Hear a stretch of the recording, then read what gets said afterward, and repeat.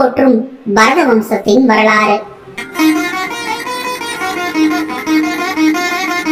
ஸ்ரீராமனது சூரிய குலம் திரேதா யுகத்துடன் முடிந்ததாக கொண்டால் துவாபர யுகத்தை நெருங்கும் காலம் இந்த ஒட்டுமொத்த பாரத தேசத்தையும் சந்திர வம்சத்தினர் ஆண்டார்கள். இவர்களைத்தான் பிற்காலத்தில் பரத வம்சம் என்றும் குரு வம்சம் என்றும் அழைத்தனர். இந்த சந்திர வம்சத்தின் பூர்வ சரித்திரம் பாரத இதிகாசத்தில் விஸ்தாரமாய் விவரிக்கப்பட்டுள்ளது. அவ்வம்சத்தின் சுருக்கமான வரலாறு பின்வருமாறு. முதலில் சந்திரன் என்பவன் புதனை பெற்றான். புதன் புரூரவனை பெற்றான். புரூரவன் ஊர்வசியுடன் கூடி ஆயு என்பவனை பெற்றான். ஆயுவுக்கு நகுடன் பிறந்தான்.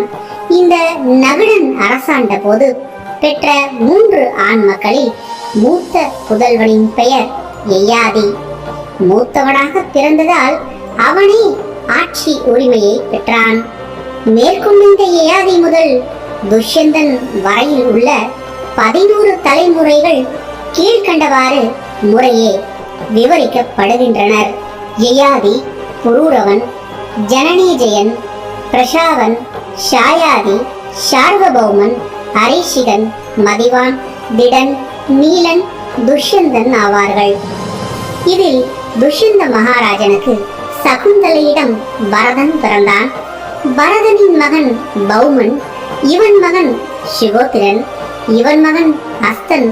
இந்த அரசனால் ஏற்பட்ட நகரத்துக்கு அஸ்தினாபுரம் என்று பெயர் வந்தது. இவனுக்கு நிகும்பன் பிறந்தான். அவனிடம் அரசமீலி பிறந்தான். அவனுக்கு வருணன் பிறந்தான். வருணனிடம் குரு பிறந்தான். இந்த குரு அரசனால் பரத வம்சத்தினர் கௌரவர் என்று பெயர் பெற்றனர். இவன் யாகம் செய்த இடத்திற்கும் அரசாண்ட நாட்டிற்கும் குருக்ஷேத்திரம் என்ற பெயர் வந்தது. குரு அரசனுக்கு பிரதீபனும் பிரதீபனிடமிருந்து பிறந்த தேவாவி, சந்தனு என்ற 2 மக்களில் மூத்தவனான தேவாவி தோல் நோயின் காரணமாக ஆட்சியுரிமை மறுக்கப்பட்டு காட்டில் தவம் செய்ய சென்றான். அதன் காரணமாக இளையவன் சந்தனு அரசாளும் உரிமையை பெற்றான். ஒரு அரசனுக்கு வெளியில் தெரியும்படியாக எந்தவித குறையும் இருக்கக்கூடாது. அப்படி இருந்தால் அவன் எவ்வளவு திறமை வாய்ந்தவனாக இருந்தாலும் சிம்மாசனத்தில் அமரும் தகுதியை இழப்பான். இது மனு தர்ம சாஸ்திரத்தில் கூறப்பட்டுள்ளது. அதன் அடிப்படையில் தான் தேவாவிக்கு வரவேண்டிய அரசாட்சி அவனுக்கு ஏற்பட்ட தோல் நோயின் காரணமாக அவன் மூத்தவனாக இருந்தும் கூட மறுக்கப்பட்டது. அதே வகையில்தான் பிற்காலத்தில் திருதராஷ்டிரனுக்கும் கண் பார்வை குறைபாடு காரணமாக ஆட்சி பெறும் உரிமை மறுக்கப்படுகிறது. இப்படியாக அரசாட்சியை பெற்ற அந்த சந்தனும் ஒரு நகரத்தை ஆளுதல் போல பெரும்பாலான பாரத தேசம் முழுவதையும் குறையில்லாமல் கட்டியாண்டான். அவன் கைகளில் வில் ஏந்தினால் பகையரசர்கள் அவனது காலில் வந்து விழுவார்கள். யுத்தகளத்தில் என்றுமே வெற்றியை மட்டுமே பெற்றவன் அவன்.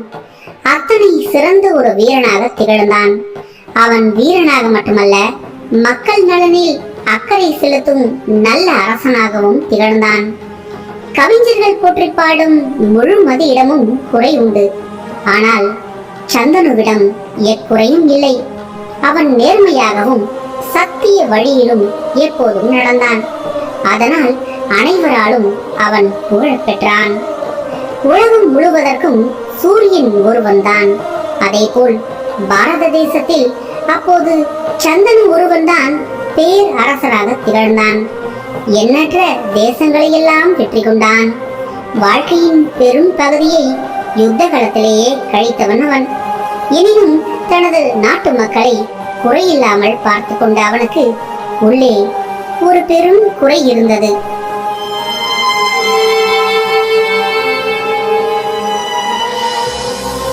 அது யாதெனில் வாழ்வின் பெரும் பகுதியை சந்தனு யுத்த களத்திலேயே கழித்ததால் அவன் திருமண வயதை கடந்தும் திருமணம் செய்யாமல் இருந்தான். அதனால் வாரிசின்றி தவித்தான். தான் கட்டிக்காத்த பாரத தேசத்தை இனி யார் தனக்கு பின் ஆளப்போகிறான் என்ற கேள்வி அவன் முன் நின்று அவனை தினமும் தொலைத்தது.